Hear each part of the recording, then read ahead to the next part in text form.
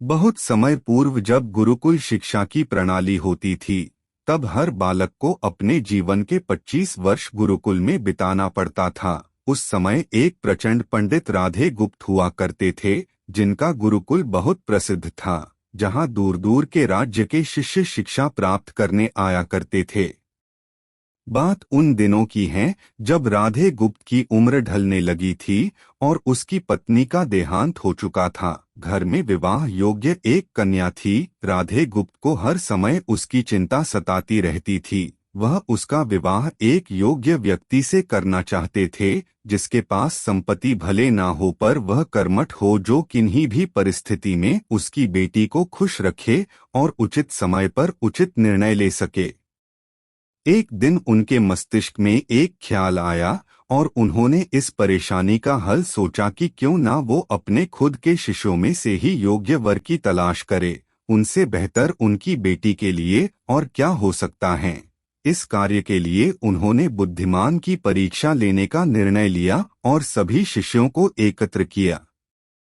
राधे गुप्त ने सभी से कहा कि वे एक परीक्षा आयोजित करना चाहते हैं, जिसमें सभी की बुद्धिमानी का परिचय होगा। उन्होंने सभी से कहा कि उन्हें अपनी पुत्री के विवाह की चिंता है, जिसके लिए उनके पास पर्याप्त धन नहीं है। इसलिए वे चाहते हैं कि उनके शिष्य विवाह में लगने वाली सभी सामग्री कैसे भी करके एकत्र करे। भले उसके लिए उन्हें चोरी का रास्ता चुनना पड़े, लेकिन उन्हें चोरी करता कोई भी देख ना सके, इसी एक शर्त का पालन सभी को करना है। अगले दिन से सभी शिष्य कार्य में जुट गए। रोजाना कोई न कोई तरह तरह की वस्तुएं चुरा कर लाता और राधा गुप्त को दे देता। राधा गुप्त उन्हें एक विशेष स्थान पर रख देते, क्योंकि परीक्षा के बाद यह सभी वस्तुएं उनके मालिक को वापस करना जरूरी था, क्योंकि वे अपने शिष्यों को सही ज्ञान देना चाहते थे। सभी शिष्य अपने अपने दिमाग से कार्य कर रहे थे, लेकिन इनमें से एक चुपचाप गुरुकुल में बैठा हुआ था, जिसका नाम रामास्वामी था। वह राधा गुप्त का सबसे करीबी और होनहार छात्र था। उसे ऐसा बैठे देख राधा गुप्त ने इसका कारण पूछा।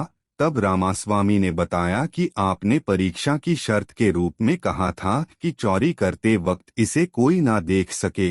इस प्रकार अगर हम अकेले में भी चोरी करते हैं, तब भी हमारी अंतरात्मा उसे देख रही है। हम खुद से उसे नहीं छिपा सकते। इसका अर्थ यही है कि चोरी करना व्यर्थ है।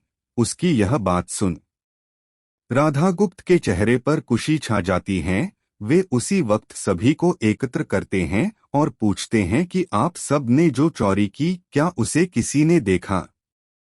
सभी कहते हैं नहीं। तब राधा गुप्त कहते हैं कि क्या आप अपने अंतर्मन से भी इस चोरी को छिपा सके? सभी को बात समझ आ जाती है और सबका सिर नीचे झुक जाता है, सिवाय रामास्वामी के। राधा गुप्त रामास्वामी को बुद्धिमानी की परीक्षा में अव्वल पाते हैं और सभी के सामने कहते हैं कि यह परीक्षा मेरी पुत्री के लिए उचित वर तलाशने के लिए रखी गई थी। इस प्रकार मैं रामास्वामी का विवाह अपनी पुत्री के साथ तय करता हूँ। सभी खुशी से झूम उठते हैं, साथ ही चुराई हुई हर एक वस्तु को उसके मालिक को सौंप विनम्रता से सभी से क्षमा मांगते हैं।